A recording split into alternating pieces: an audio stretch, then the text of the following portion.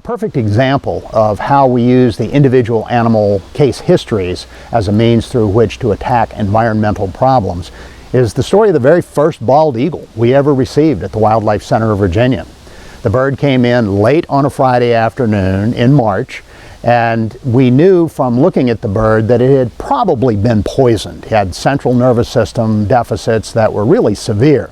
Unfortunately, we didn't know what the poison might be, so therefore didn't know how to respond to the intoxication. A call to the Department of Game and Inland Fisheries had a biologist dispatched to interview the farmer in whose field the bird had been found, and he showed up with a list of about 20 chemicals that had been applied to that field recently.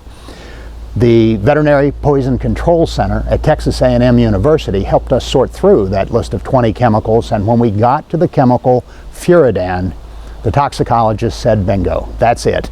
That is one of the most dangerous chemicals in use in the United States. That's what's poisoned your bird, and here's how to deal with it to save that bird's life. Well, we found out how to save the bird's life, and that was the good news, but we knew that the problem still existed. At the time, we thought we just needed to report it to somebody, and somebody would fix the problem. We were very naive and very wrong about that. We found out that chemical was the second most popular insecticide used in the agricultural application for corn and soybeans, for soil pests, nematodes in the soil. It was a very, very popular product here in Virginia.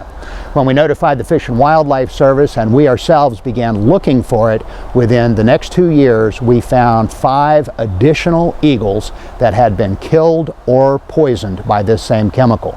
That set in motion a very, very contentious debate over the fate of that chemical and whether it should remain on the market or be removed because of its environmental hazard.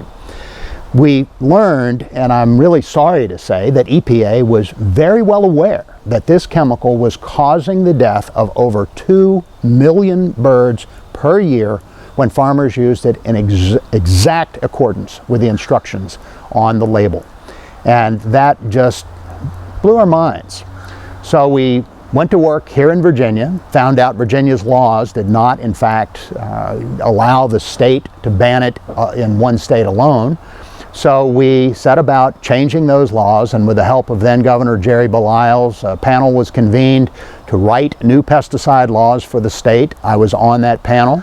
And in a few years, we had a new regulatory body in place, the Pesticide Control Board, and their very first regulatory action was to ban Furadan. Within 3 days, the company had withdrawn it from markets nationwide. That was 25 years ago.